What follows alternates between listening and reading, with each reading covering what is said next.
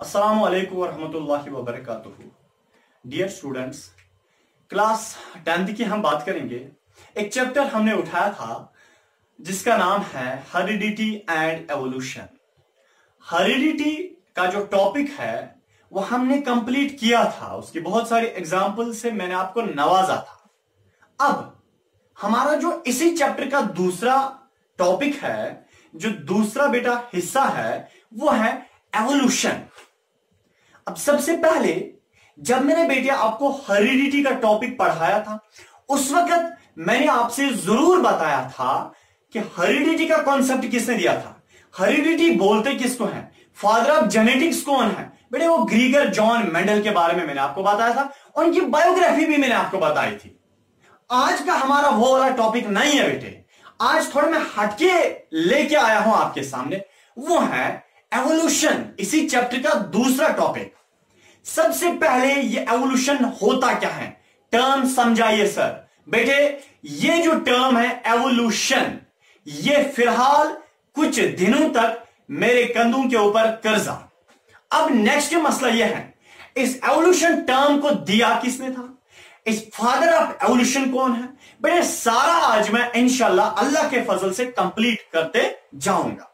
But आज हम इस टॉपिक को स्टार्ट करने से पहले, एवोल्यूशन टॉपिक को आगे ले जाने से पहले, मैं आपको यह बताना चाहता हूं कि आज हम उस कलाकार के बारे में बात करेंगे, आज हम उस अपने आप को दानिश्वर कहने वाले के बारे में बात करेंगे, आज हम उस साइंसदान के मुतालिक बात करने वाले हैं जो 19th सेंचुरी के इंग्लिश नेचुरलिस्ट था, इंग्लिश जियोलॉजिस्ट था एंड इंग्लिश मशहूर फेमस बायोलॉजिस्ट था।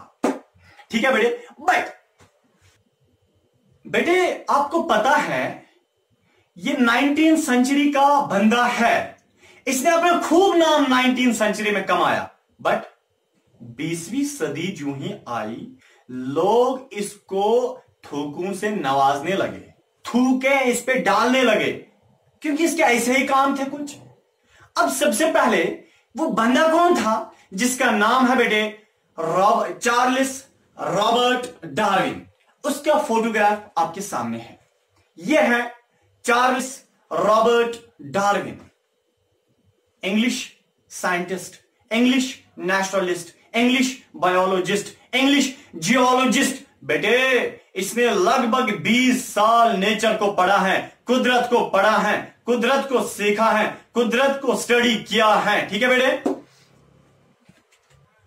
अब हम इसकी देखेंगे, क्या हम देखेंगे पैदा कब हुआ और ये कब मर गया। चले बेटे हम स्टार्ट करते हैं। ये जो चार्ल्स रॉबर्ट डार्विन है, सबसे पहले बेटे ये बॉर्न कब हुआ बेटे, 12th फेब 1800 बेटे 09 में बॉर्न, ये इसने जन्म लिया 12th फेब 1809 में, और ये मर गया, इसको कुत्ते की मौत आ गई बेटे, और डेट थी 19th अप्रैल 1882।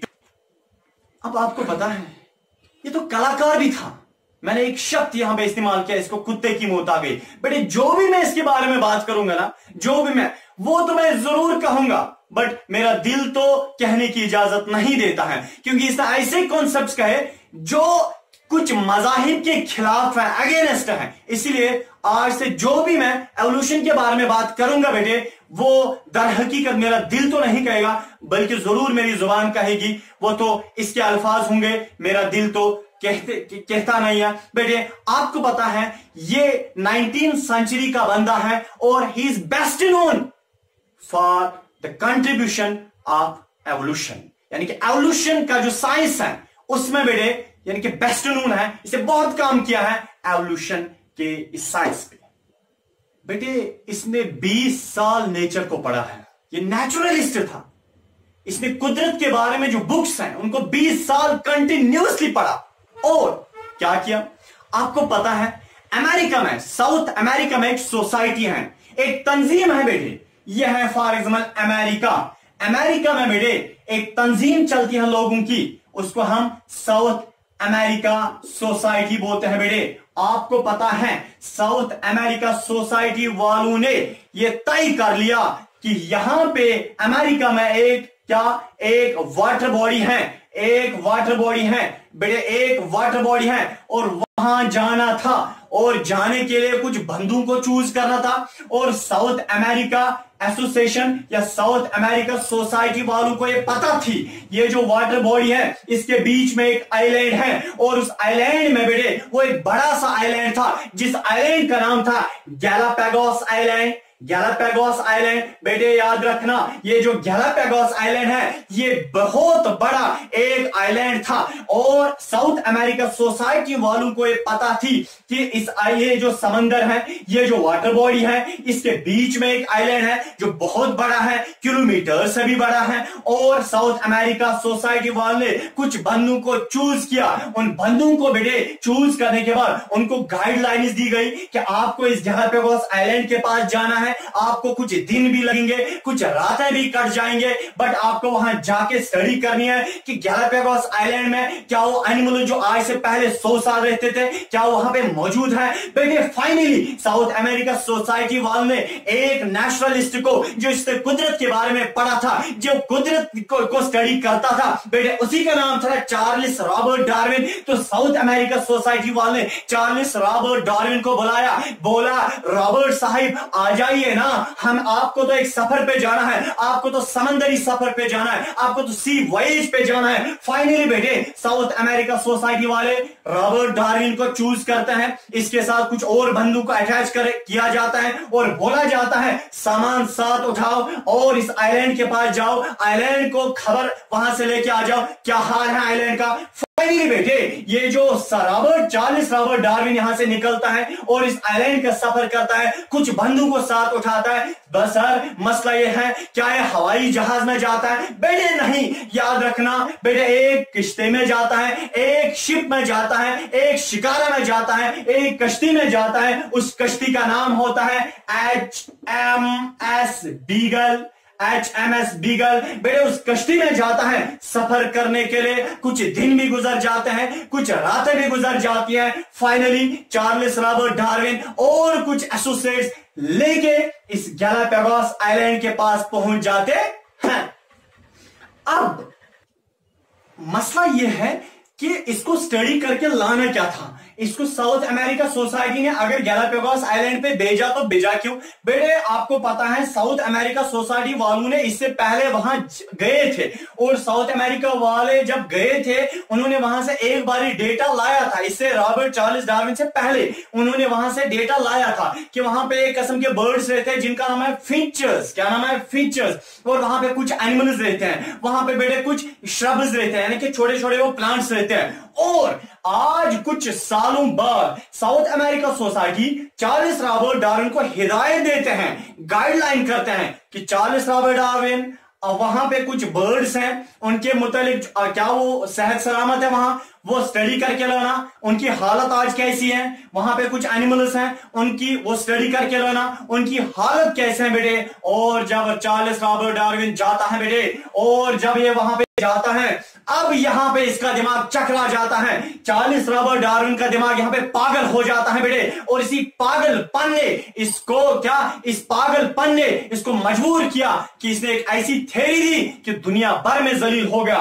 बेटे आपको पता है जब चार्ल्स रॉबर्ट डार्विन इस गैलापागोस आइलैंड के पास पहुंचा और जो इसने सुना था साउथ अमेरिका सोसाइटी वालों से कि वहां पे एक ही किस्म के बर्ड्स रहते हैं जिनका नाम है फिंचर्स, बट जब वहां पे जाता है गैलापागोस आइलैंड आज वहां पे एक नहीं है, आज वहां पे 21 गैलापागोस आइलैंड बन गए हैं। इसने तो एक सुना था, अब इसने अपनी डायरी में लिखा है कि यानी कि साउथ अमेरिका सोसाइटी आपने तो हमें एक बोला था, एक गैलापागोस आइलैंड है, आज मैं देखता हूं 21 गैलापागोस आइलैंड बन गए हैं। और नेक्स्ट थिंग इसने नोट क्या किया कि 21 आइलैंड्स में से और बेटे 17 बड़े बड़े आइलैंड्स थे और 4 छोटे छोटे आइलैंड्स थे। दैट मीन्स कि इसने सुना तो था एक गैलापागोस आइलैंड है और आज ये देखता है 21 गैलापागोस आइलैंड बन गए हैं और 17 बड़े आइलैंड्स हैं चार तो छोटे हैं। नेक्स्ट मसला है, इसने सुना था वहां पे एक किस्म के बर्ड्स रहते हैं जिनका नाम है फिंचर्स, FINCHS, फिंचर्स। बेटे जब ये वहां पे जाता है वहां पे 21 किस्म के बर्ड्स हैं जिनका नाम है फिंच। अब बेटे इसका दिमाग चकरा गया, अगर मैंने एक किस्म का सुना था, अगर मैंने एक किस्म के बर्ड्स के मुतालिक सुना था कि वहां पे एक किस्म के बर्ड्स रहते हैं, मसला क्या हुआ कि वहां पे 21 किस्म के बर्ड्स रहते हैं। बेटे इसने जो पॉइंट नोट किया, इसका दिमाग भी थोड़ा सा पागलाना जैसा हो गया, ठीक है। और इसने यहां साउथ अमेरिका सोसाइटी वालों से सुना था वहां पे कुछ एनिमल्स हैं, और बेटे जब ये वहां पे खुद जाता है चार्ल्स रॉबर्ट डार्विन, वो एनिमल्स थे ही नहीं, वो एक्सटिंक्ट हो गए थे। बेटे क्या एक चौंकाने वाली बात नहीं थी कि जो सुना था वो हकीकत में नहीं, और जो नहीं सुना था वही तो पेश आया। बेटे अब जब इसने अपनी डायरी मेंटेन की, इसने एक डायरी में एक रिपोर्ट लिखा, बेटे वो रिपोर्ट जो है वो चौंकाने वाली बात थी। अब बेटे मसला यह है कि इसने जो ही वो अब एनालाइज यानी कि अपने एनालाइज यानी कि वो रिपोर्ट दिया, बेटे उसमें उसने एक बात लिखी थी जिसको बोलते हैं स्ट्रगल फॉर एग्जिस्टेंस। क्या बोलते हैं? Struggle for existence. Struggle for existence का मतलब होता है इसने जो सुना था बेटे वो हकीकत में नहीं था। इसने सुना था वहां पे कुछ एनिमल्स हैं, एनिमल्स नहीं पाए गए, वो खत्म ही हो गए थे। इसने सुना था एक किस्म के बर्ड्स हैं और 17 किस्म के डिफरेंट विद डिफरेंट कैरेक्टर्स के बर्ड्स बन गए हैं। बेटे अब इसने एक कॉन्सेप्ट दिया, चार्ल्स डार्विन ने एक कॉन्सेप्ट दिया जिसको हम बोलते हैं स्ट्रगल फॉर एग्जिस्टेंस। क्या मतलब? यानी कि जिन ऑर्गेनिज्म के पास, जिन लिविंग थिंग्स के पास गैलापागोस आइलैंड में जिन लिविंग थिंग्स के पास अच्छे अच्छे कैरेक्टर्स थे, अच्छे अच्छे खसलतें थी, अच्छे अच्छे ट्रेड्स थे, बेटे उन्होंने ही अपना पावर दिखाया, वही तो जिंदा रह गए। और जिनके पास अच्छे कैरेक्टर्स एनवायरनमेंट में रहने के लिए नहीं थे वो खत्म ही हो गए। मेरा मतलब है चार्ल्स रॉबर्ट डार्विन को एक कॉन्सेप्ट दिमाग में आया, ये बोलता है कि गैलापागोस आइलैंड में जिन ऑर्गेनिज्म के पास रहने के लिए, जिंदा रहने के लिए, एनवायरनमेंट में रहने के लिए अच्छे अच्छे कैरेक्टर्स थे, ठीक है ना, वही तो जिंदा रह गए हैं। और जिनको एनवायरनमेंट में रहने के लिए अच्छे कैरेक्टर्स नहीं थे वो तो मर गए, ठीक है बेटे। अब आगे हम ये एनिमल्स मर क्यों गए आधे? बेटे मसला ये था, डार्विन का मानना है कि ये एनिमल्स गैलापागोस आइलैंड में आधे इसलिए मर गए क्योंकि because of scarcity of food, और फूड जमीन के ऊपर कम हो गया, और जो बहुत टाइम तक जिंदा रह सकते थे फूड के बगैर उन्होंने ही सर्वाइव किया, और जो नहीं रह सकते थे ज्यादा टाइम तक जिंदा और वो मर गए। नेक्स्ट बेटे बात यह है कि जो डार्विन है बेटे, अब इसने फर्दर क्या किया, इसने एक थ्योरी दी, इसने इस पे एक थ्योरी दी जो इसने वहां पे स्टडी किया। अब इसने इसी पे एक थ्योरी दी जिस थ्योरी का नाम है बेटे नेचुरल सिलेक्शन। नेचुरल सिलेक्शन किसकी थ्योरी है बेटे? याद रखना, एंट्रेंस का पॉइंट है। नेचुरल सिलेक्शन जो है वो चार्ल्स रॉबर्ट डार्विन का पॉइंट है। इसने एक थ्योरी दी जिस थ्योरी का नाम है नेचुरल सिलेक्शन, और इस थ्योरी को उसने इंपोज किया। चार्ल्स रॉबर्ट डार्विन ने एक बुक लिखी जिस बुक का नाम है बेटे origin of species. Origin of species बेटे ये बहुत बड़ी बुक है। ओरिजिन ऑफ स्पीशीज बुक के अंदर ये अपनी थ्योरी को लिखता है जिस थ्योरी को हम बोलते हैं natural selection. Natural selection theory यही कहती है कि नेचर सिलेक्ट करता है, नेचर ने, कुदरत ने किस ऑर्गेनिज्म के पास अच्छे कैरेक्टर्स रखे होंगे वही ऑर्गेनिज्म सर्वाइव कर पाएगा, और जिसके पास अच्छे कैरेक्टर्स नहीं रखे होंगे और वो सर्वाइव नहीं कर पाएगा। Though we can say natural selection is not a restrictive force but a relative force. That means बेटे हम बोल सकते हैं कि नेचुरल सिलेक्शन जो है बेटे ये एक रिस्ट्रिक्टिव फोर्स है, ये यानी कि ये एक रिस्ट्रिक्टिव फोर्स है, एक रिलेटिव फोर्स नहीं है। दैट इसका मतलब क्या है? जिन ऑर्गेनिज्म के पास अच्छे अच्छे ट्रेड्स होते हैं, यूजफुल वेरिएशंस होती हैं, यूजफुल कैरेक्टर्स होते हैं, वही आगे जाते हैं, और जिनके पास अच्छी वेरिएशंस नहीं होती है वो आगे नहीं जा पाएंगे, ठीक है। अब हम देखेंगे ये वेरिएशन क्या होता है बेटे। फॉर एग्जांपल मैं एक इंसान हूं और भी कुछ इंसान मेरे पास में रहते हैं। फॉर एग्जाम्पल बेटे अगर जमीन के ऊपर फूड कम हो गया, कुछ बंदे छोटे हैं, कुछ मेरी तरह फॉर एग्जाम्पल लंबे हैं बेटे, हो जाएगा क्या? जमीन के ऊपर अगर खाना कम हो गया छोटे इंसान मर जाएंगे क्योंकि उनमें वो वाली वेरिएशन नहीं है, यूजफुल वेरिएशन नहीं है, और मेरे पास यूजफुल वेरिएशन है। क्यों? क्योंकि मैं लंबा हूं, मैं पत्ते यानी कि उखाड़ के मैं खा सकता हूं। दैट मीन्स ये जो बाकी इंसानों से मेरा जो अलग कैरेक्टर है, इसको हम वेरिएशन बोलते हैं। इसी तरह ये डार्विन बोलता है कि जिन ऑर्गेनिजम्स के पास गैलापागोस आइलैंड में वेरिएशन थी, क्या वेरिएशन थी, वही सर्वाइव कर पाए, और जिनके पास वेरिएशन नहीं थी वो सर्वाइव नहीं कर पाए। बेटे आपको पता है बट मसला क्या हुआ? देखिए मसला क्या हुआ कि ये जो डार्विन है बेटे, इसने एक्सप्लेन नहीं कर पाया। क्या एक्सप्लेन नहीं कर पाया? कि वेरिएशन आती कहां से है। ये चार्ल्स रॉबर्ट डार्विन ये एक्सप्लेन नहीं कर पाया कि इन ऑर्गेनिज्म में जिनके पास यूजफुल वेरिएशन है, जो आज जिंदा है, इनके पास वो वेरिएशन कहां से आई। ये बेटे इसको बोल नहीं सका। यानी कि he failed to explain how this variation transmitted from parents to their offsprings. ये बेटे फेल हो चुका इसमें। अब नेक्स्ट मसला यह है, दैट मीन्स बेटे वी कैन से, यानी कि उसकी थ्योरी जो है बेटे वो कहता है सर्वाइवल ऑफ फिटेस्ट, बट वो ये नहीं कह पाया कि अराइवल ऑफ फिटेस्ट कैसे एक ऑर्गेनिज्म। मेरा मतलब है कि डार्विन कहता है कि एक ऑर्गेनिज्म सर्वाइवल ऑफ फिटेस्ट तब है, जिंदा रहने के लिए फिट तब है, जब उसके पास वेरिएशंस हैं, अच्छी वेरिएशंस हैं। बट वो ये नहीं बोल सका कि वेरिएशंस आई कहां से। ठीक है बेटे, चार्ल्स रॉबर्ट डार्विन खुद कहता है, खुद अपनी इस ओरिजिन ऑफ स्पीशीज बुक में कहता है जाना लो, ये जो मसला है एक ऑर्गेनिज्म के पास जो वेरिएशंस है वो कुदरत की तरफ से हैं। बट याद रखना बेटे, ये खुद कहता है कि नेचर ही सिलेक्ट करता है किस एक ऑर्गेनिज्म को, उसमें यूजफुल वेरिएशंस डालता है, वही ऑर्गेनिज्म फिर सर्वाइव कर पाता है। बट खुद ये कहता है कि नेचुरल सिलेक्शन बेटे वेरिएशंस लाता है, एक ऑर्गेनिज्म में वेरिएशन लाता है, एवोल्यूशन हो जाती है, बट नेचुरल सिलेक्शन पूरी की पूरी एवोल्यूशन नहीं लाता है। दैट मीन्स ये एक्सक्लूसिव रेस्पॉन्सिबल एवोल्यूशन के लिए नहीं है।